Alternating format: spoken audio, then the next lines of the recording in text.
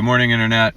So I have a daughter, Nova, and she's always been really adventurous with her hair. It's been a rainbow of different colors, all kinds of different styles.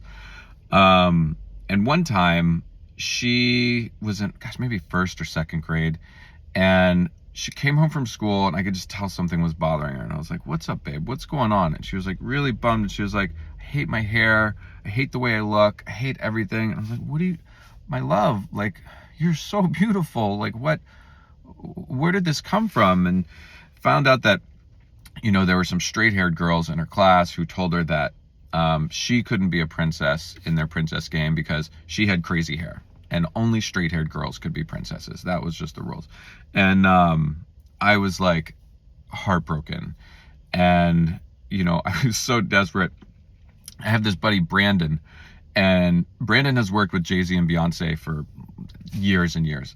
And anyway, in desperation, I reached out to Brandon and I was like, "Look, I know you're on tour with Beyonce right now, and I know you guys are probably busy, but do you think there's any way Beyonce would send a video just saying that crazy hair is cool, that like you don't have to have straight hair to be beautiful, like anything?" Because I can only tell my daughter she's beautiful so many times, and she, it doesn't sink in. But like if Beyonce tells her crazy hair is cool.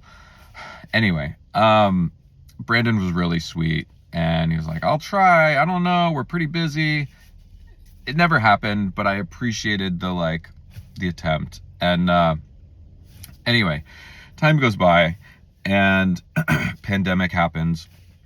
And it was during those first weeks of pandemic, when we're bleaching our cereal boxes and, wearing masks, and businesses would only allow one person in at a time. And I had to take Nova to the dentist. She had a regular appointment, but she also had just lost her first tooth, and the tooth fairy gave her $5. She was really excited. So we go to the dentist, and we go in. We're sitting in the waiting room. We're the only people there. And Nova's got fire engine red hair going in all directions. And she's sitting there holding her $5 bill. She can't wait to show the dentist. She likes her dentist, and she really wanted to show her, be like, "The tooth fairy came, the tooth fairy visited me."